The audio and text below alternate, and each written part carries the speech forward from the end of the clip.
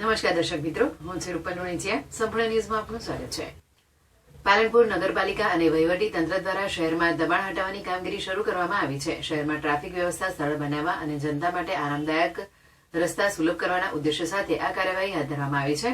પાલિકા દ્વારા ખાસ ટીમ બનાવીને પોલીસ બંદોબસ્તની હાજરીમાં આ અભિયાન ચલાવવામાં આવ્યું હતું. શહેરના વિવિધ વિસ્તારોમાં દબાણો હટાવવાની કામગીરી શરૂ કરવામાં આવી છે, જેમાં કોઝીથી એરોમા સર્કલ અને એરોમા સર્કલથી બિહારીબાગ સુધીના માર્ગો પર ખાસ ધ્યાન આપવામાં આવ્યું હતું.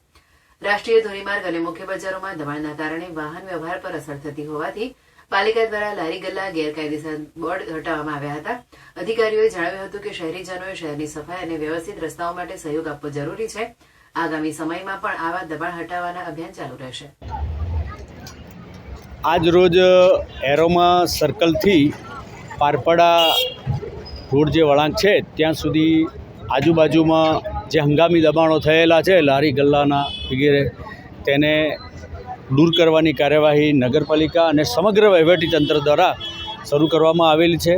સાથે સાથે કલેક્ટર કચેરીથી એરોમા સર્કલ સુધી બી સર્વિસ રોડ ઉપર જે દબાણો છે જે લારી ગલ્લાના છે એ બધા દબાણો આજરોજ દૂર કરવાની કાર્યવાહી હાલમાં ચાલુ કરેલ છે.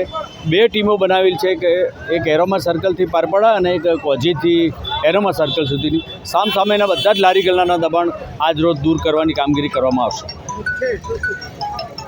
એરોમા સર્કલનું મેન તો ટ્રાફિક થોડું હળવું થાય એના દ્વારા જેથી જે સર્વિસ રોડ ઉપર લોકોને આવવા જવામાં થોડી મુશ્કેલી પડે છે એમાં થોડી રાહત મળશે આનાથી.